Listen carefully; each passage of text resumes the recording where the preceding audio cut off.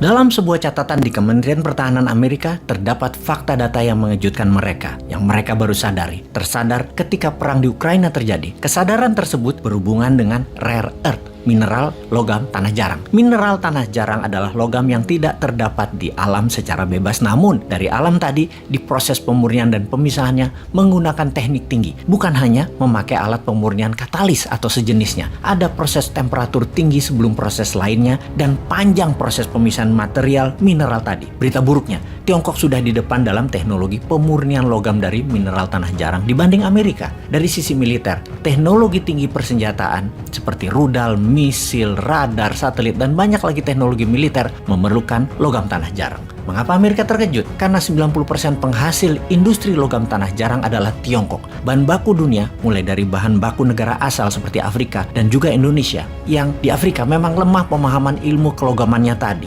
Misalnya, dalam pikiran pejabat di Afrika, disangka Tiongkok itu waktu mengangkut nikel, yang dapat cuma nikel doang. Kalau yang diangkut timah, ya yang dapat timah doang.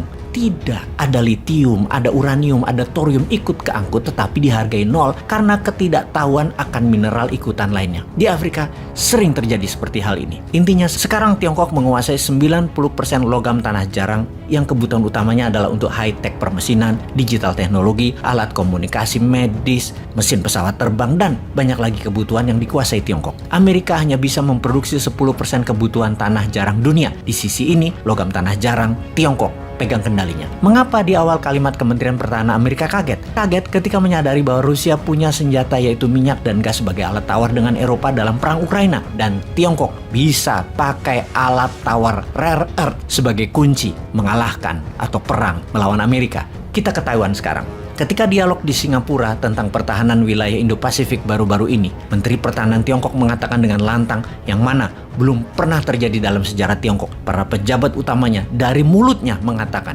perkataan yang agresif dan ofensif, yaitu menyerang. Kalimatnya adalah kalau Taiwan menyatakan kemerdekaannya dan menyatakan lepas dirinya dari Tiongkok, Tiongkok akan serbu Taiwan. Sahabat, kita semua tahu Taiwan memisahkan diri dari Tiongkok zaman Partai Kuomintang yang nasionalis di bawah Chiang Kai-shek yang bersih tegang dengan Partai Komunis Tiongkok sejak tahun 1927, yang kemudian terjadi perang saudara di Tiongkok yang dimenangkan Partai Komunis Tiongkok di bawah Mao Zedong. Kemenangan tersebut membuat berdirinya Negara Republik Rakyat Cina 1 Oktober 1949. Chiang Kai-shek, pemimpin Partai Kuomintang, bergeser ke Pulau Formosa yang kemudian hari bernama Taiwan. Karena itu sesungguhnya hingga saat ini Taiwan itu belum negara. Taiwan secara niat sejak 1949 mereka berpisah, memang berniat menyatukan kembali Tiongkok daratan di bawah Partai Nasionalis dan akan menumbangkan komunis Tiongkok. Itu cita-cita sampai saat ini. Di sisi Partai Komunis Tiongkok, Taiwan adalah Tiongkok yang harus diambil dan masuk ke Tiongkok komunis. Xi Jinping, pemimpin Tiongkok saat ini, sangat berambisi mengambil balik Taiwan. Kan itu, Taiwan kalau ingin merdeka, menjadi negara bebas, menjadi negara yang independen, Tiongkok pasti serbu. Inilah mengapa Amerika mendukung Taiwan dan bermain api dengan Xi Jinping dengan kehadiran Pelosi.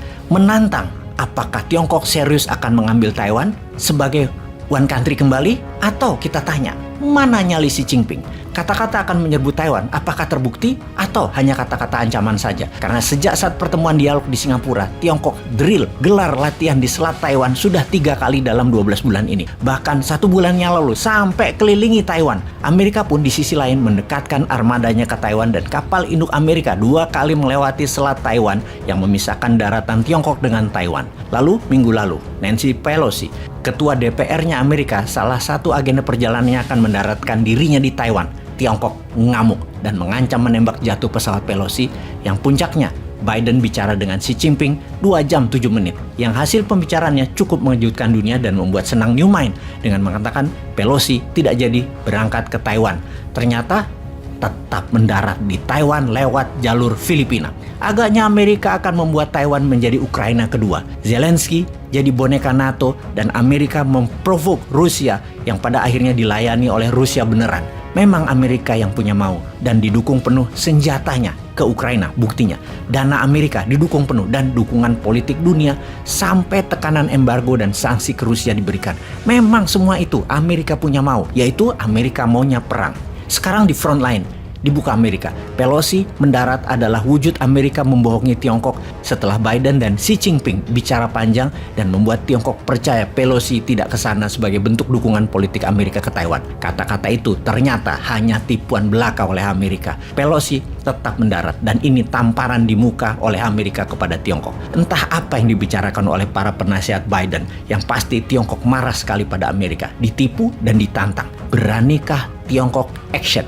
Ini yang dikatakan New main senang karena Amerika berani terbuka menantang Tiongkok. Hal yang sejak tahun 2019 Bosman katakan, awalnya perang dagang, akhirnya perang militer. Akankah terjadi? Apakah Tiongkok akan membuktikan Amerika bukan negara hebat lagi? Apakah Amerika takut dengan rare earth Tiongkok yang akan digunakan Tiongkok sebagai senjata seperti gas dan minyak Rusia terhadap Eropa? Melihat hal itu semua, inilah peluang buat Indonesia. Inilah masa Indonesia menyalip di tikungan untuk bisa sejajar atau melebihi Amerika dan Tiongkok. Strategi bernegara dan strategi luar negeri kita sebaiknya diubah. Ini peluang untuk Indonesia menjadi berdaulat. Ayo lakukan segera, Pak. Gua ngomong sampai kenceng ngotot gitu. Lupa pasti pada nggak denger orang-orang di atas karena maunya 3 kali jabatnya. Nggak penting luar negeri itu. Yang penting nambah 3 tahun atau 3 periode. Walau harus kudeta konstitusi, nggak apa-apa. Begitu kan? Atau kita mainnya nanti 2029. Ya Allah, lama bener ya. Jadi ingat kata-kata Pak Rizal Ramli nih. Memang dari awal ada operasi politik, yaitu kudeta konstitusi. Kalau zaman dulu sampai tahun 70-an di seluruh dunia itu kudeta hanya ada kudeta militer. Militer ambil alih kekuasaan, perpanjang kekuasaan atau sebagainya. Tapi tahun 80-an dikenal istilah kudeta konstitusi. Jauh lebih gampang ubah konstitusi untuk memperkuat kekuatan yang kuasa, otoriter, untuk penyimpangan apapun. Jadi istilah akademiknya itu memang kudeta konstitusi. Nah ternyata biangnya kudeta konstitusi ini temannya Panda sama teman saya, ya, Bang Luhut Panjaitan. Nah, saya tahu cara kerja Luhut Panjaitan, selalu cari orang bermasalah untuk dibikin bagian dari operasi itu. Istilah dia sama saya, ini dia pernah ngomong sama saya, jauh lu politiknya tuh hitam putih.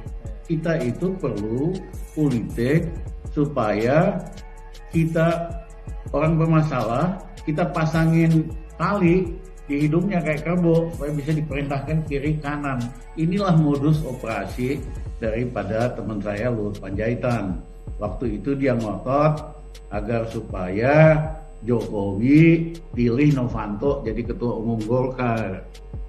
Kalau saya masih di dalam biasanya Jokowi nanya sama saya, Mas Rizal gimana nih gini? Jangan Mas, Novanto itu banyak masalah, nanti kita sibuk ngurusin limbahnya aja. Akhirnya Bang Luhut ngajak saya makan siang, Jal lu bantuin dong. Karena Jokowi pasti nanya sama lu nih soal begini.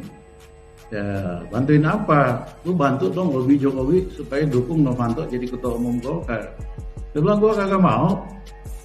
Dia bilang, lu Jal, politik lu hitam putih. Kita itu perlu orang bermasalah supaya kayak kerbau dipegang hidungnya. Saya bilang, Bang, jangan samain gua sama lu. Kenapa? Lu otaknya mah nggak bener kok. Beda sama kita. Tapi kita memang teman lah, bisa ngomong kayak gini. Sama aku, sama Panda, sama Effendi, biasalah ngomong to the point. Nah, operasi politik itu menggunakan orang-orang bermasalah secara hukum, yaitu pasien rawat luar dari KPK. Namanya Muhaimin Iskandar, namanya Jul, namanya Erlangga Hartarto. Tiga-tiganya punya masalah hukum, ya. Jadi mereka gampang diarahkan supaya dukung kudeta konstitusi ini.